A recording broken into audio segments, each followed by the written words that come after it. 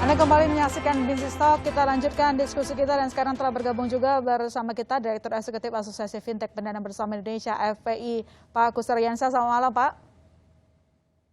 Selamat malam. Selamat malam, sehat-sehat selalu. Dan juga tentu setelah bergabung bersama kita wartawan senior konten Mas Cipta Wahyana. Selamat malam, Mas Cipta. Selamat malam. Oke, selamat malam. Saya ke Pak Tongam lagi dulu. Pak Tongam, kita lihat kemarin Presiden juga sudah memberikan perhatiannya terhadap kasus pinjol ilegal ini. Lantas bagaimana upaya dari SOI tentu saja kerjasama dengan kementerian lembaga untuk mewujudkan permintaan Presiden menciptakan ekosistem pinjol bertanggung jawab? Ya, permintaan Pak Presiden tentu menjadi perhatian serius bagi kita semua, bagi Satgas Waspada Investasi yang beranggotakan 12 kementerian lembaga, dan juga tentunya bagi masyarakat pada umumnya. Pemberantasan pinjol ilegal ini tidak dapat lagi kita lakukan dengan langkah-langkah biasa ya, seperti yang kita lakukan selama ini. Perlu ada terobosan-terobosan langkah luar biasa, sehingga kita bisa memberikan perlindungan kepada masyarakat dan memberikan manfaat yang besar terhadap adanya financial teknologi ini. Beberapa langkah ke depan tentunya kami sampaikan tadi bahwa kita terus akan memperkuat program edukasi kepada masyarakat dengan memperluas cakupan kelompok masyarakat yang menjadi target utama SWI di daerah-daerah pedesaan tentunya. Kemudian juga kita ingin meningkatkan peran masing-masing kementerian lembaga, ada 12 kementerian lembaga di dalam Satgas Waspada Investasi sesuai dengan tugas bidang masing-masing dalam pencegahan dan pemberantasan pinjol ilegal ini. Dan kami juga ingin memperkuat penerapan prinsip know your customer di perbankan dan perusahaan penyedia pembayaran agar tidak bekerja sama atau memfasilitasi pinjol ilegal ini. Dan tentunya mendorong penegakan hukum yang semakin kuat agar masyarakat kita bisa terlindungi dari pinjol ilegal ini. Oke, baik. Saya ke Mas Cipta. Mas Cipta, kalau kita lihat ini lagi dan lagi ya, maksudnya nggak ada momen tanpa berita orang terjerat pinjol ilegal. Sementara kalau kita lihat bicara literasi atau melek keuangan ternyata angkanya sebenarnya membaik, Mas Cipta. Nah, apa kira-kira yang perlu kita perbaiki dari hal ini? Tadi Pak Tongam sudah mengatakan bahwa edukasi terus dilakukan, tetapi faktanya di lapangan ternyata ada saja masyarakat yang terjebak di pinjol ilegal. Ya, pertama mungkin catatan kita soal literasi dulu ya, bahwa ini sebenarnya secara umum adalah paradoks perkembangan ekonomi digital dan juga pandemi ini ya. Pandemi ini dan digitalisasi memang mempercepat perkembangan jumlah orang yang terhubung dengan internet. Dengan kata lain juga mempercepat peningkatan tingkat inklusi keuangan. Data terakhir kan per Januari itu pengguna internet 203 juta, atau kalau kita pakai mungkin yang mobile internet sekitar 180 juta atau 67% penetrasinya ya. Memang sekarang pasti juga tadi kalau disebut literasi 38% pasti sekarang meningkat ya. Tapi kalau kita bilang meningkatnya 50% saja, itu artinya kan masih ada sekitar 45 mungkin sampai 70 juta orang yang berpotensi terpapar pinjaman online karena mereka setiap hari mengakses internet gitu ya. Jadi memang pekerjaan literasi ini masih membutuhkan kerja-kerja yang lebih keras. Apalagi kalau kita bedah lagi 38% itu sebenarnya agak misleading juga, karena 38% itu di dalamnya ada literasi perbankan yang memang paling tinggi, 36%. Sementara yang lain asuransi, dana pensiun, pasar modal, pegadaian, dan sebagainya tidak ada yang sampai 20%. Bahkan memang belum tertangkap ya, literasi khusus pinjol ini seberapa persen sih orang, literasi itu kan artinya orang paham tentang risiko, tentang apa yang mereka beli atau mereka gunakan, risikonya seperti apa, cara memilihnya seperti apa. Nah ini kan belum terukur sebenarnya.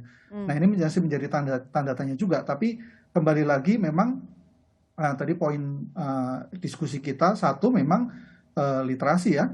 Lalu yang kedua tentu saja pencegahan. Nah, literasi tadi saya senang sekali Pak Tongam sudah menyebut perlu kerja-kerja extraordinary yang lebih drastis lagi. Nah ini saya kira sih menjadi menarik karena memang perlu mungkin kerjasama yang lebih mendalam, misalnya dengan Google.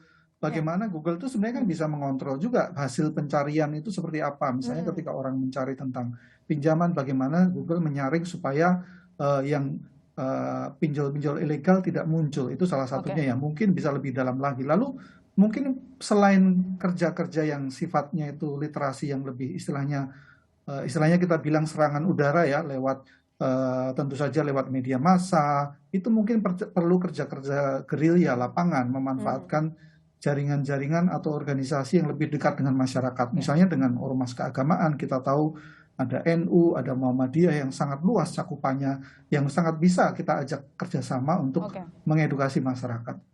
Melibatkan lebih banyak lagi pihak untuk bekerjasama dan memperdalam kerjasama dengan pihak-pihak yang sudah menjalin kerjasama untuk memberantas pinjol ilegal selama ini gitu ya Mas Cipta. Ya. Saya ke Pak Kusar. Pak Kusar, tadi saya menyambung apa yang dikatakan oleh Pak Tongam, mendorong pinjol legal maksud saya, maaf, untuk juga menjangkau masyarakat bawah bisa minjem gitu di pinjol legal. Itu bisa dilaksanakan, Pak, apa sih kesulitannya selama ini? Apakah memang kurang menguntungkan kalau kasih pinjam masyarakat kelas bawah? Terima kasih, my sister. Jadi memang hadirnya pinjol legal terdaftar dan ber-JK ini, visi misi kita memang sebenarnya untuk melayani masyarakat yang unbanked dan underserved.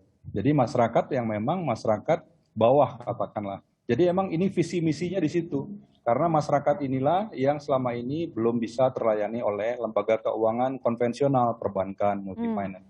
Jadi fintech ini memang hadir untuk melayani segmen ini. Dan segmen ini begitu besar di Indonesia, karena apa? Karena berdasarkan data dari Bank Dunia, kredit gap di Indonesia itu ada sekitar 1.650 triliun per tahun. Jadi besar sekali. Nah, inilah memang kami menyambut baik ya apa yang sudah dilakukan pemerintah dan OJK ini merupakan suatu langkah yang sangat baik. Sudah ada aturan regulasi POJK 77 yang mengatur tentang bagaimana pinjaman online ini bisa dilaksanakan secara lebih sistematis, terstruktur ya melalui proses pendaftaran dan berizin di OJK. Namun tadi segmennya masyarakat segmen ini begitu besar gitu ya.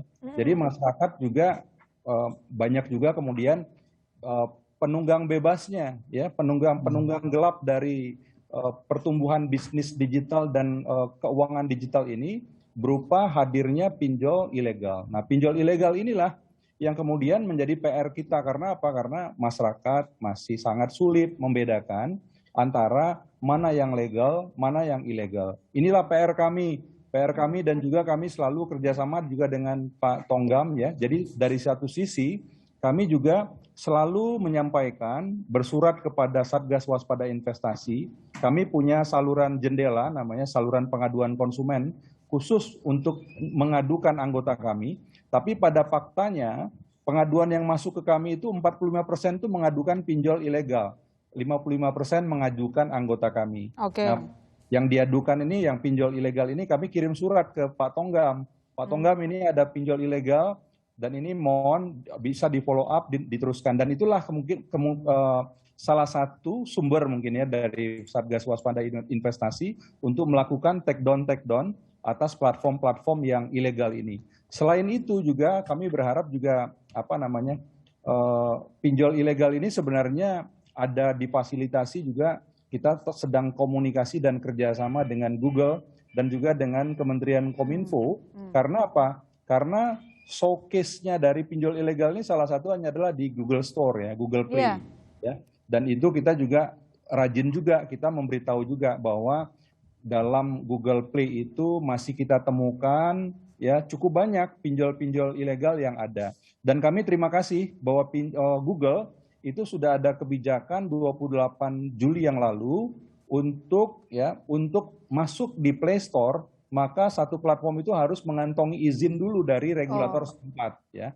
Walaupun ini di tingkat eksekusinya mungkin kita perlu ketemu lagi antara kami mohon bimbingan juga nanti dari OJK kemudian dari Kominfo agar eksekusinya di tingkat Google ini bisa segera segera jalan. Ya, ini akhirnya 20 Juli kemarin Google melakukan langkah tersebut harusnya sangat signifikan ya, karena dari awal dulu pertanyaan kita selalu itu sih, Pak Kusar, kapan Google bisa setidaknya menghambat pertumbuhan aplikasi karena bentuknya open source, jadi orang bebas gitu bikin aplikasi, dan sekarang sudah kabar baik.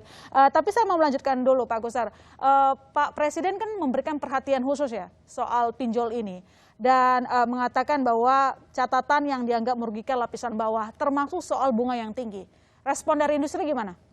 Ya, jadi kami sebenarnya dari apa yang disampaikan Bapak Presiden ini menunjukkan kehirauan yang begitu tinggi dari Ya. Presiden ya terkait dengan adanya penipuan gitu ya dan adanya tindak pidana keuangan yang terjadi yang dialami masyarakat bawah yang tertipu dan terjerat bunga tinggi oleh pinjaman online yang kemudian ditekan berbagai cara supaya mengembalikan pinjamannya. Nah, ini adalah statement yang disampaikan Presiden. Ini statement yang menurut kami juga menjadi kehirauan kami di industri dan juga di regulator juga seperti itu.